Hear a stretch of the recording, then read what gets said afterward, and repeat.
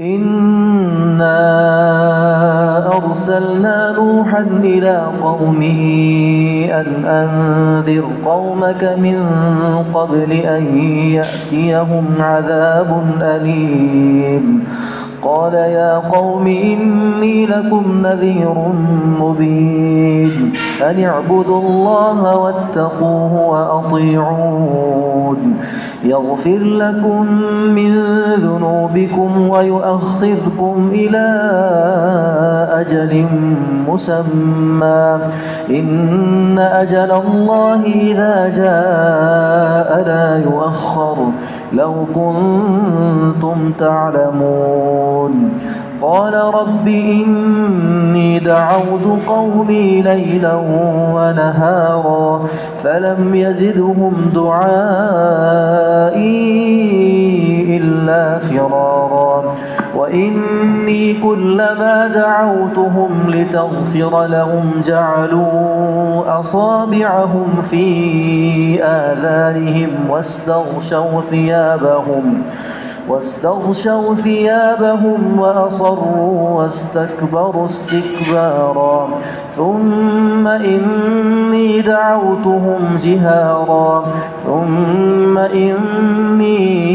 أعلنت لهم وأسررت لهم إسرارا فقلت استغفروا ربكم إنه كان غفارا يرسل السماء عليكم مدرارا ويمددكم بأموال وبنين ويجعل لكم جنات ويجعل لكم أنهارا ما لكم لا ترجون لله وقارا وقد خلقكم أطوارا ألم تروا كيف خلق الله 7 سماوات طباقا وجعل القمر فيهن نورا وجعل الشمس سراجا والله أنبتكم من الأرض نباتا ثم يعيدكم فيها ويخرجكم إخراجا والله جعل لكم الأرض بساطا لتسلكوا منها سبلا فجاجا قال نوح رب إنهم عصوني واتبعوا من لم يزده ماله وولده إلا خسارا ومكروا مكرا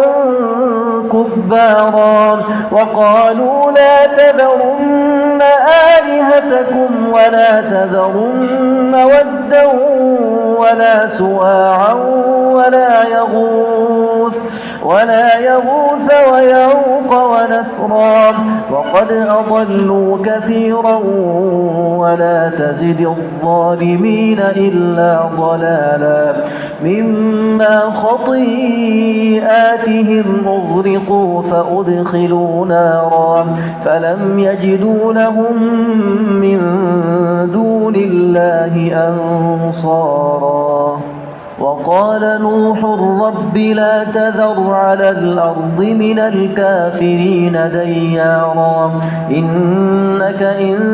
تذرهم يضلوا عبادك ولا يلدوا إلا فاجرا كفارا رب اغفر لي ولوالدي ولمن دخل بيتي مؤمنا وللمؤمنين والمؤمنات ولا تزد الظالمين إلا تبارا.